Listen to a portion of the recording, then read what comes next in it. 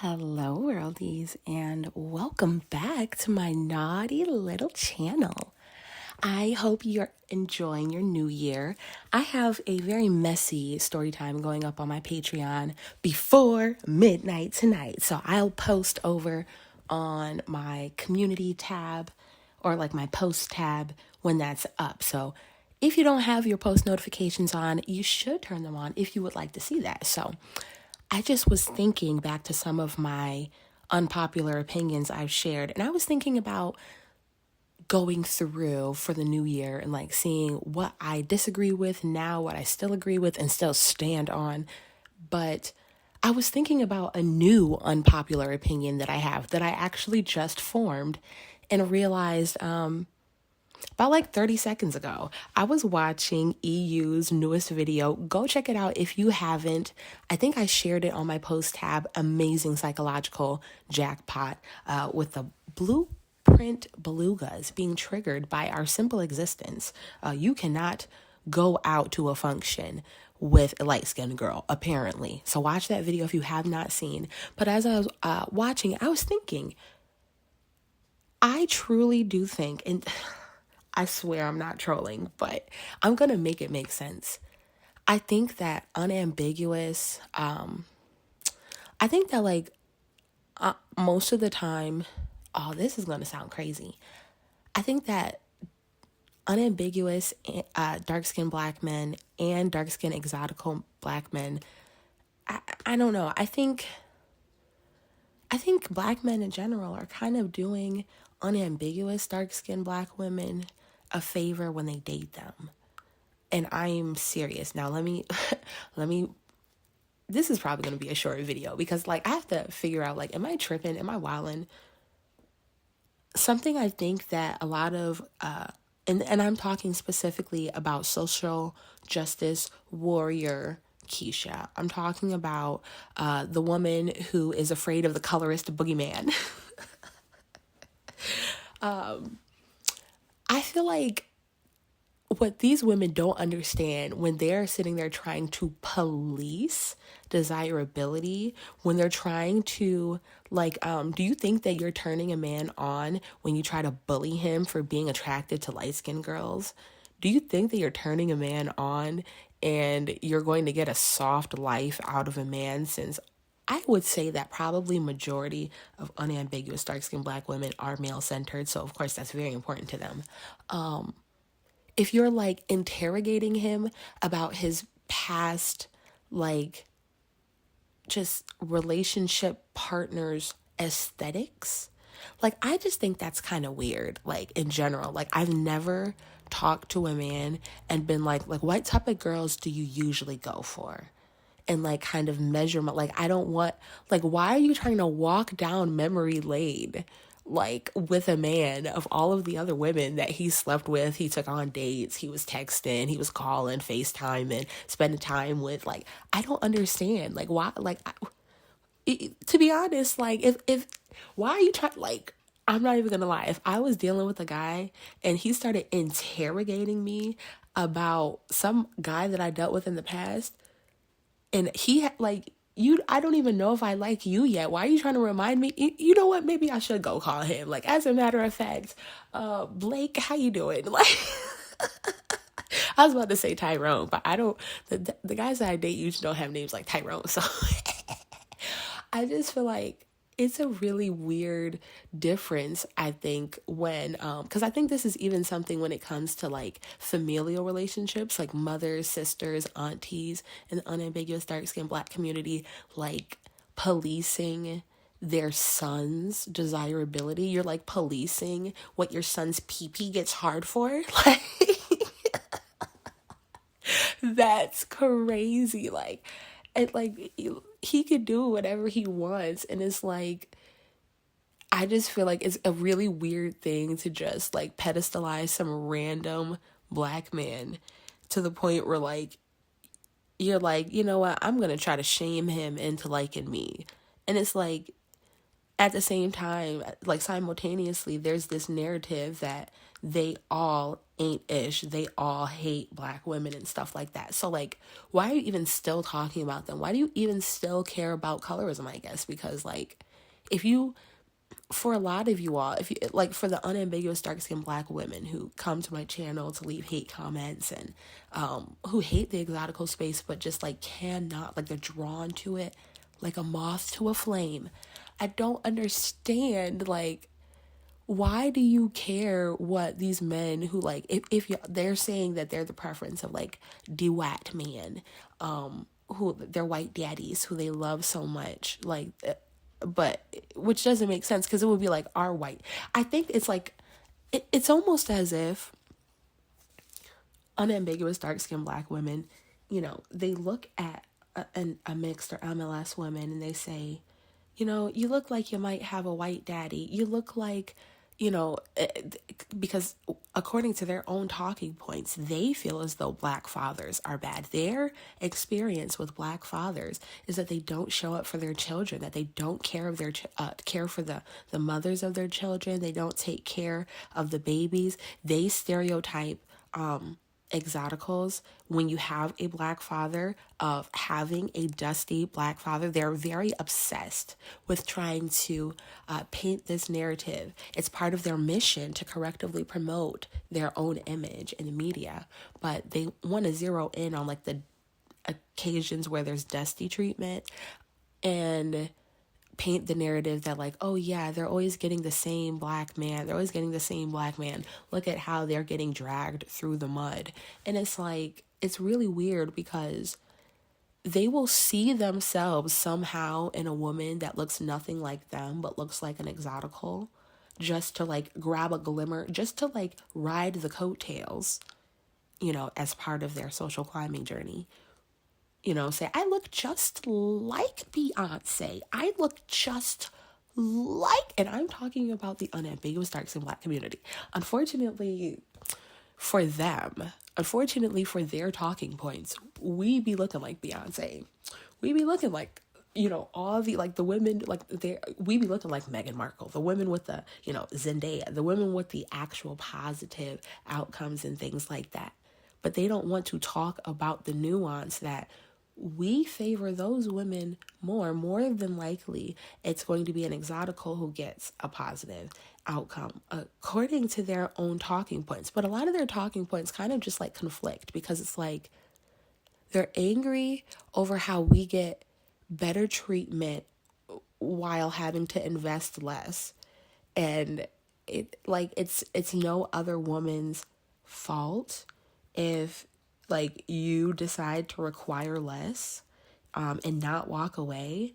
Like, I don't understand. Like, I think that a lot of them, they have shaky boundaries and standards where it's like, I'm going to argue with you and shame you about your preference. And if I can shame, they want to put out a narrative that a black man has to basically be guilty and basically prove the blackness, prove the nigganess of his wife, of his girlfriend, of his baby mother, of the women that he dates, the women that he's attracted to.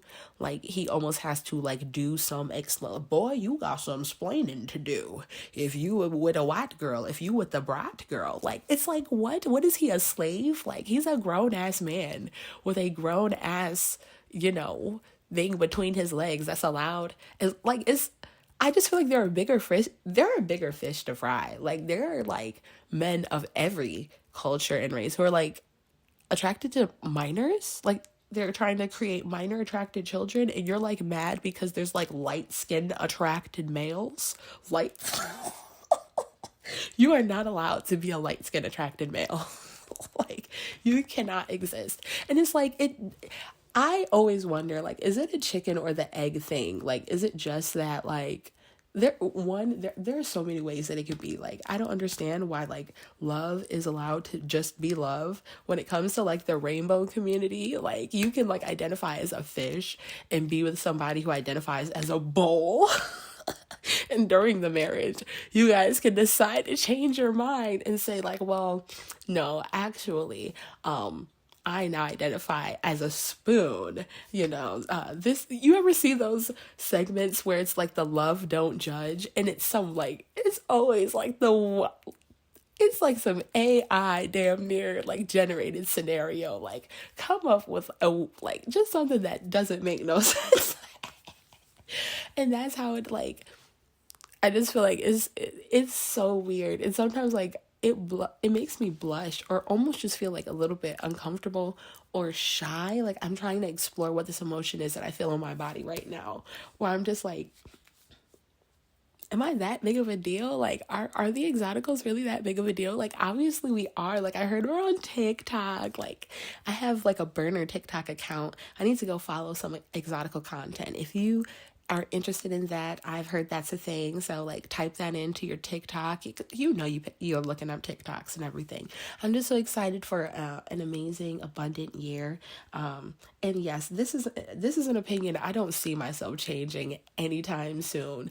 But I'm going to reiterate, especially if you are like a social justice warrior, Keisha, black men in general are doing you a favor by dating you because like you're annoying.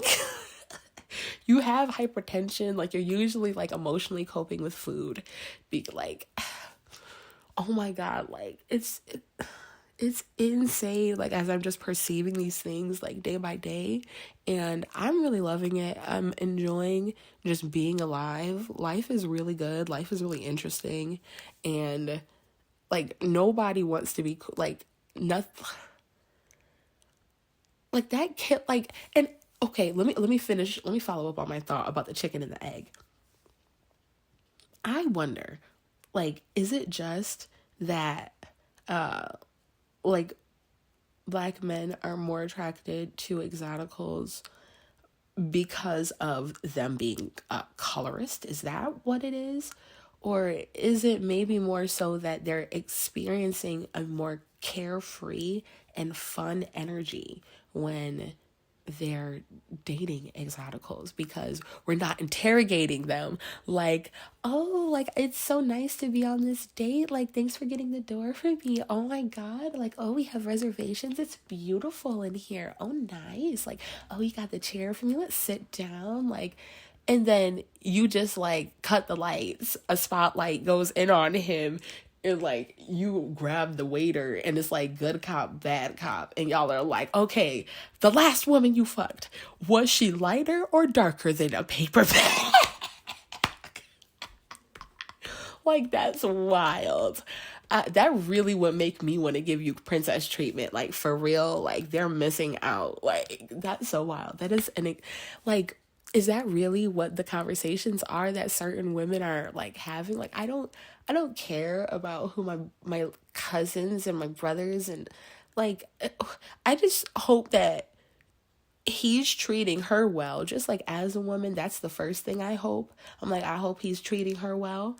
And then I'm looking at her as well, like, well, yeah, I hope you deserve it. And then I'm looking at him, if he feel like she don't deserve it, like, well, okay, you don't get a badge for staying with somebody and then just complaining that you don't enjoy being with them. Like, okay, leave her ass and get somebody better.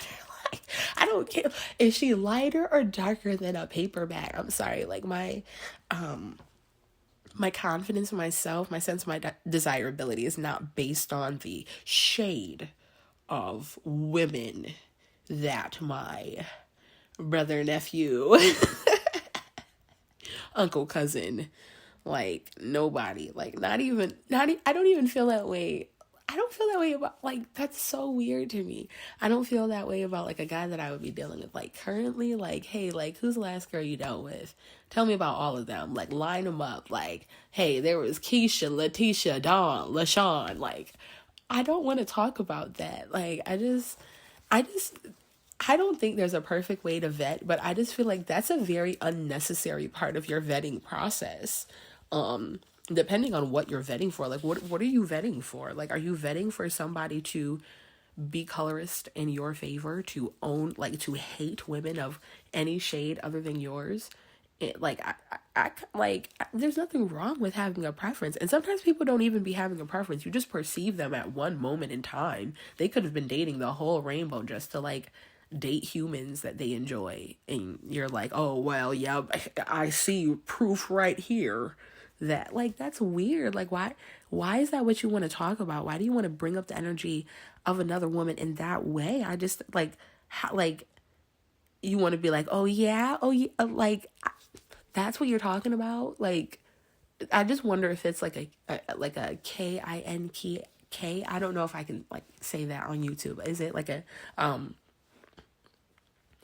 is it like, I don't know, like, is a Smedish or something? Is it like a sucker for pain, like that gets you off to be like, oh yeah, oh you like them thick light skinned bitches with the big booties, with the curly hair and the pretty eyes. You like the mixed girls. You like them light skinned girls. Oh yeah, like that's weird to me. I don't understand that. I'm never gonna understand that, and I'm definitely at the point where I just wish all of my supporters an amazing year, and I definitely want to know what you all think about this topic and about my first unpopular opinion of 2026. I think that men who date social justice warrior Keishas are 100% doing them a favor, because there's a big booty light skinned bitch down the street who like gonna do everything to please him, and they're gonna have a great time together because their vetting process and their dating, courting, like their relationship phase, their happily ever after is not hindered by the shade of woman that he was last with. Like, that's really weird. What do you think, worldies? Let me know down in the comments below. Until next time, eyes on the prize.